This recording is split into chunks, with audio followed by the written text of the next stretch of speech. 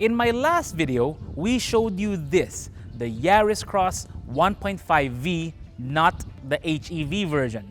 But this time we've got part 2. We're showing you the Yaris Cross S HEV. That's not gonna get confusing, is it?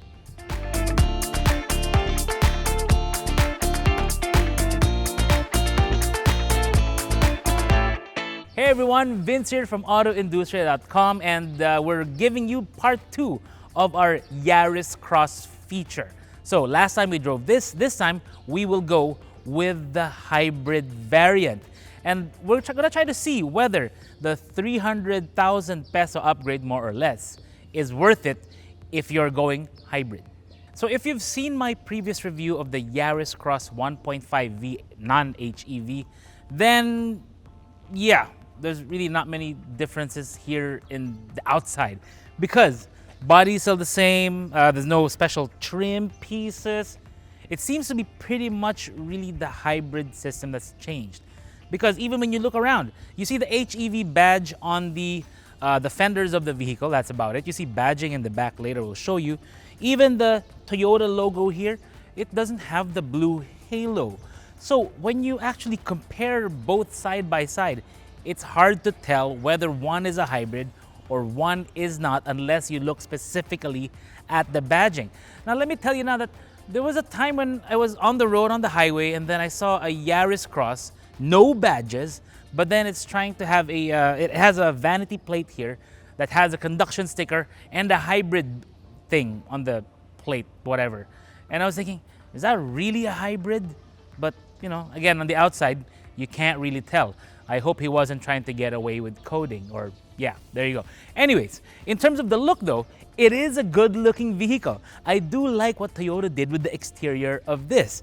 Like the sharp headlights, the way they do the intake here. By the way, it's not a full intake, there's only a few holes in there. The primary one would be the one below to get everything cooled down and all that stuff. But the ground clearance, pretty good. I like the way how it sits up off the ground, which is nice. The wheel design, pretty much the same as the other one. Really, there's no change even with the tires. It's all the same. It's really when we start looking around some of the other details of the vehicle, particularly when we start looking at the cargo area. So let's go over there now. Yeah, I think Toyota really did a good job with the design of the Yaris Cross. Looks nice, looks clean, looks like a baby RAV4 with less of the edges. In the back, they also did really well. Taillights look neat.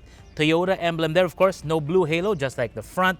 The way they did the glass, the spoiler. The only thing I really don't like is the rear quarter glass they have here, because the way they have the pillars mounted, it's kind of like a little porthole remaining, you know, which is kind of odd. The way they did this, it's really strange. Anyways, lower bumper's good, emblems there, S HEV and all that.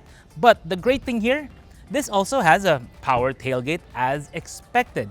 And in this configuration, your cargo space, or at least the measurements anyway, by the way, it also has the retractable tonneau cover, which is a better thing than some of the cheaper parcel shelves we've tried in other models all around the industry for this kind of vehicle. Anyways, in this configuration, the length is about 34.5 inches, width is about 40 inches minimum, and then the height is right now at 30 inches when you start, you know, hitting that. And the great thing is that when you mess around with this can actually be moved down. Hey, akala dun sa ilalim ah. When you move it down, you have a space that is 4 inches more. So you end up with a measurement of about 34 inches from the bottom up to the top. And one of the great things with this vehicle is that you can, once I get this sorted out, when you look at the spare tire, it's really mellow yellow right there.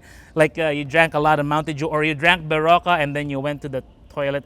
I'm not going to talk about that, but it's a full-size spare with Bridgestone Turanza tires and lots more room for all kinds of stuff.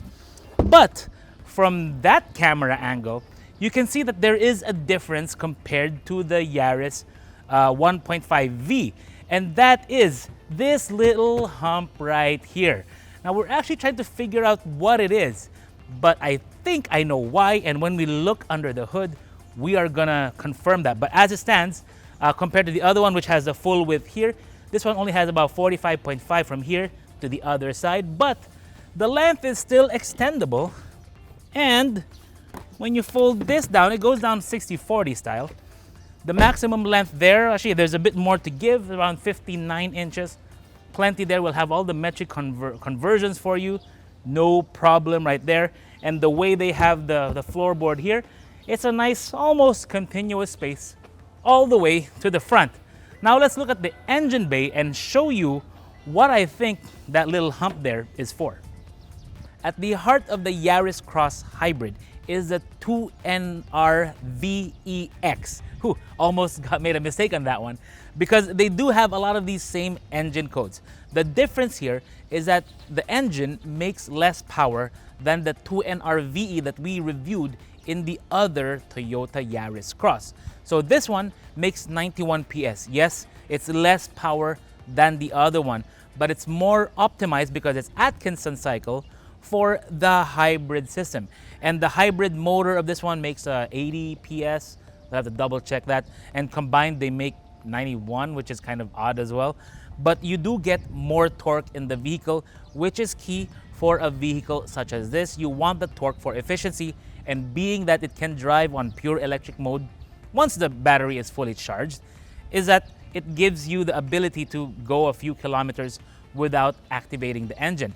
And by that, I mean a few kilometers only because, well, depending on their actual electric range, they're not quoting the exact electric range. But the battery of this one, it's under the rear seats. It's a 0.764 or 0.764 kilowatt hour lithium ion battery. So it's not a very big battery, not very big in terms of capacity. So keep that in mind. If you also notice in the engine bay, once we're looking at it, there's no 12-volt battery here. And of course, hybrid systems and even EVs also have a 12-volt battery. This one does not have it under the engine bay because it's probably the one in the back, in the trunk. And that's why when we showed you the trunk, there's a little hump there covering the left side of this one on the hybrid version. So without even consulting the manual, because there is no manual in the glove compartment, I'm gonna guess that's the battery there in the back. Now, we see the same kinds of things with the vehicle as in the other one, meaning it's not really painted under here. You can see all basically the gray primer that they use for the vehicle, but it's really also meant to be economical. So in the other vehicle, it doesn't really bother me that much, but now that we're talking about a vehicle that's priced around 1.6 million, yeah, maybe, should be better, but there's no point disrupting the assembly line just for this variant. Some things I don't really like though is the way some of the steel that they use for the catches. I mean, that reminds me of Auto Supply bolt steel, the rainbowish type. So not a big fan of that. Also, if you notice on the insulator for the hood, you see a lot of hair there. And I think the reason for that is, I think a cat must have been sleeping on this. And same with the other side. Actually, if you follow the hair, you'll see a trail of cat hair coming down from there into the hood. God, I hope that's a cat. Coming into the hood and probably resting on the warm engine bay. And the reason they can get in is because in the back, there's a lot of open, I can see concrete through there. So keep that in mind with the Yaris Cross. Maybe you can buy a cover for that to prevent cats and other rodents from coming into the engine bay.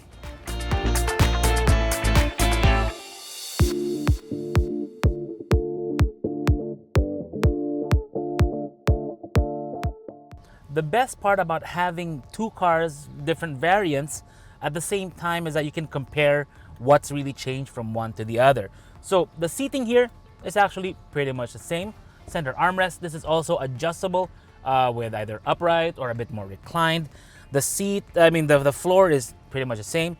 Two AC vents, two USB-C ports, power windows, the locks here, grab handles here. The big change is up there when you open this up, because this one does have a glass roof. Not a sunroof, meaning in the sense that you can actually open it, it's fixed. But still, all well and good. The view up there is pretty good, and together with the high seating here, it's actually quite nice. But the big change here is one that you won't notice until you look, and that is the cushion of this seat. Now, when we look at the other one, you'll see that the leatherette on this seat actually extends all the way down to the floor. This one, no, there's a line, and that's because right below me is the hybrid battery as well as the fuel tank. So it's a bit different. There's also a vent here, I guess, to allow, I don't know, for cooling for the battery or something of the sort, whatever the case may be. We don't have a Toyota engineer or a service guy to consult right now, but yeah, it's right below there. Also, it's worth keeping in mind that the fuel tank of this is smaller than the V variant we drove. That one is 45 liters. This one is around 36. The reason, of course, is both of those have to be here in the back underneath the seat. Fuel tank and battery, more or less. So, all that technical stuff out the way, still feels really good. Now let's check out the front. The interior of the Yaris Cross S HEV is, you know what, pretty much the same as the other one we tried. Same dashboard, no change with the trim level. I mean, this also has the blue, same with the other one. Still the same plastic, so like my opinions about the way they do the plastics and the way the surface is made up. And let me guess, let me try to move this now. Yep, still there. It's still just like the other one. So pretty much the same kind of expectations, because that's really what it is. It's about sharing as much of the parts as possible between all the variants, even though this is a hybrid. So keep that in mind. There's not going to be an upgrade with the interior when you step from one to the other. So what else do we see around here? I mean, what has changed? Steering wheel is the same set of buttons. The instrument cluster, or at least the display, has changed because this is now the hybrid. So you do get the eco mode, or at least the power meter type of display in this one. I think we can reset that to something else, a different kind of display. But I think I have to be, there we go, designs. And then you have display 1 right there, display 2 right there, and then designs, let's see, 3.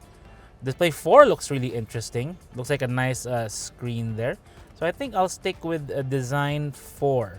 So that's actually quite nice. I mean, now that, you know, it looks a bit more clear. You do have also your ADAS features, or your Toyota Safety Sense features here. So you have the radar cruise control, the lane keep, all that stuff. We'll list it all down for you. You also have the drive mode button here. So you have power, short press, and then long press, eco mode. The eco mode pops up there. It's not down here in the center console area. So up top, you do have your iPad again. So this time we'll turn on the Android Auto. So yeah, still good.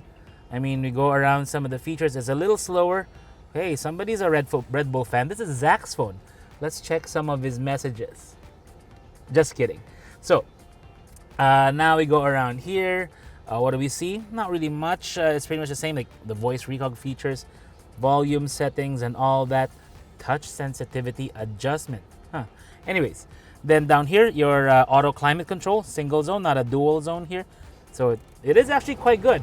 I mean, being that they make this for ASEAN conditions, I think this particular vehicle, they have to make the AC quite strong, and that certainly is the case here. And then you have your power button here. This is, by the way, has the blue version, which is nice.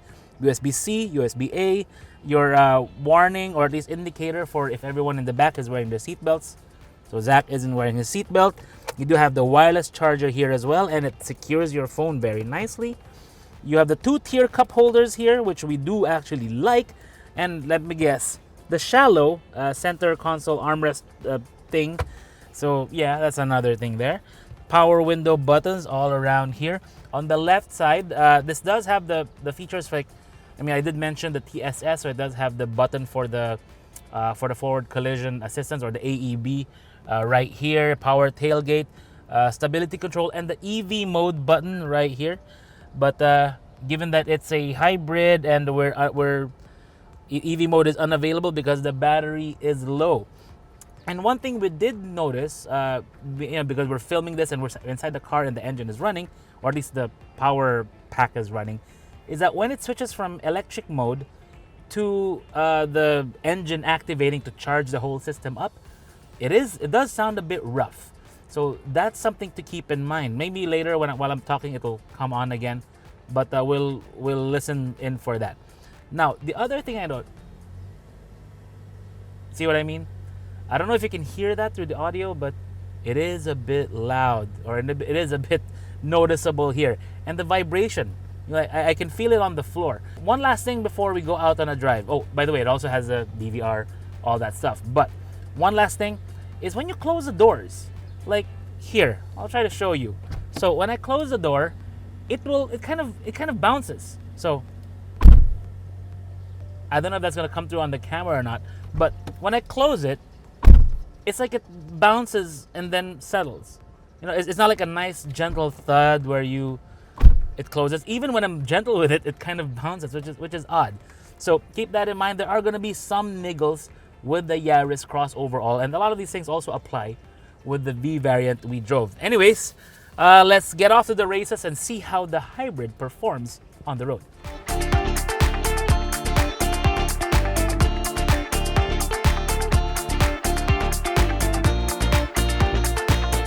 Okay, so we just hopped out of the Yaris Cross 1.5V, and now we are inside the S HEV.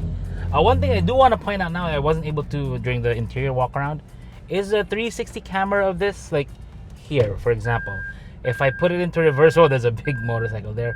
But the clarity, I mean, while it is a 360 camera system, the clarity is, could be a lot better than that.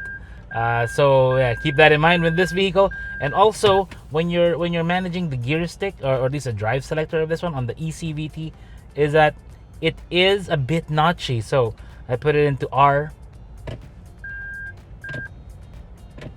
You know, it's quite notchy in this one, so that is something to actually keep in mind of. And the transmission of this one is a PRNDB, meaning B is the engine braking mode. So anyways, let's take it out now, get out of the parking mode, and let's give you a blow by blow about how this vehicle feels. Now, the first thing I'm going to point out is that the state of charge of this right now, we are at about maybe 50%. So it's going to get in and out of EV mode wherever it can. Now, the problem with the Yaris Cross is that the battery is pretty small. So 0.76 kilowatt hours is, not much, but it still gives you the electric mode whenever it can. And that's going to be the thing when you're driving around in the city, because once you're in EV mode, it's nice and quiet. Granted, nice and quiet from the powertrain, but everything else, I mean, same with the other Yaris Cross, is that there's a bit more noise coming into the cabin from the road. Yeah, there you can hear it. I can feel it in the pedals and on the floor, and also some wind noise as well at higher speeds. So those are things to expect when you're driving around in this vehicle. So yeah, all that. But again, what Toyota did, they were smart. They gave you all the features that you want. You want the wireless CarPlay, wireless Android Auto, wireless charger, all that stuff. You got it in this one. You wanted a sunroof, well, a glass roof. You get it in this one. You want a car that you can maneuver easily around the city, you have it in this one. And you've got the fuel economy to boot. Like driving this around the city, don't be surprised if you're getting 13 or more. That depends, of course, on the traffic and how you're driving and how you're maximizing the hybrid system. I mean, if you're flooring the throttle all the time, it's not really going to reward you with the fuel economy you want. But still, it's there and it's doing the best it can. On the highway, you're doing well over 20 kilometers per liter if you're managing your overtaking well. It really all depends, again, on the environmental conditions, the traffic conditions, how much weight you have in the car, all that stuff. All this plays a role in giving you fuel efficiency. But the best part about a hybrid that a lot of people don't talk about, or any electrified vehicle, is that when you do floor it, it actually goes. And that's because the hybrid system, the electric system plus the engine, in this one, they work hand in hand to drive the wheels to give power. That's a contrast to the system in the Nissan Kicks e-Power, which is primarily and only driven by the electric motor. This one, both the motor and the transmission can drive the drive wheels, which is the front in this case.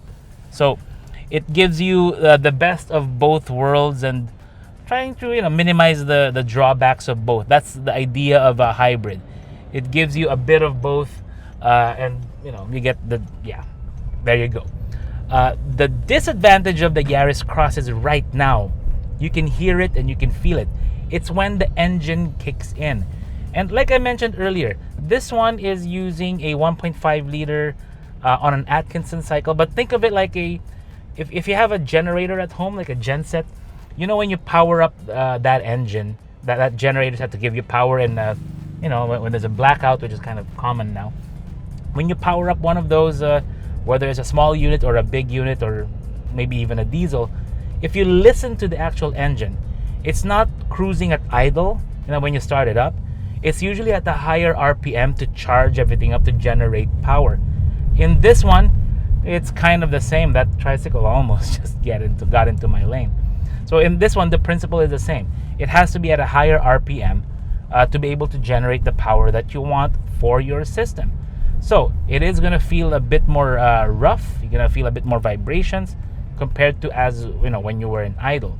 And I have to say that, let's say when you're driving around in the other Yaris Cross, that one actually felt smoother, because most of the time you can keep the revs low with the CVT, so you're just cruising around town. I mean, in EV mode, this is going to be much smoother, but generally speaking, like, there it is again.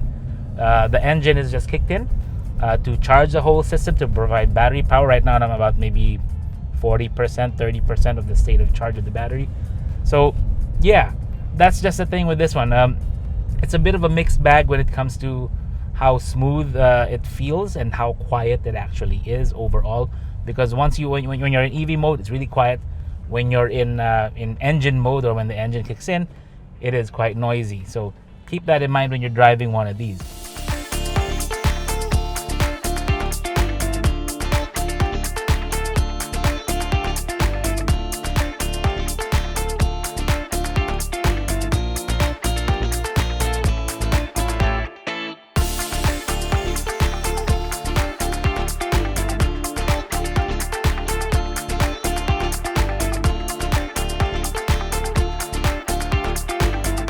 Let's see if the door of this Yaris Cross also bounces. Yes, same thing. And that is to be expected. Again, we are looking at economy cars, so things like these are to be expected when it comes to the quality, the NVH, and all that. But where the Yaris Cross S HEV really shines is as an everyday city car, because the efficiency is outstanding, particularly in the city. On the highway, I think the V would be a great option, but for all around, you know, going about your groceries and your day, the S HEV will be a great option. The problem, however, is pricing, because as it stands, this retails, in 2024 for 1.604 million versus the Yaris Cross non-HEV, which is at 1.302. So that's a huge 302,000 peso difference. The question you really need to be asking if you're looking at either of these two vehicles is whether in the next 5 years, whether you're gonna make your money back with the fuel that you save with the HEV. So I guess you guys can do your computation on that depending on your daily route, depending on the kind of driving that you do. And you can figure out whether the HEV is the one for you, or the V if that is the kind of thing you are conflicted with right now. But in my opinion, yeah, I would rather go for the other one. But given the choice, I would also look at some of the other options in our market, because if you're someone who's used to, more premium vehicles, like more established Toyotas, at this point, well, these might not satisfy your expectations. And I hope you enjoyed our two-part series on the Toyota Yaris Cross V and S HEV. Okay, halo-halo time?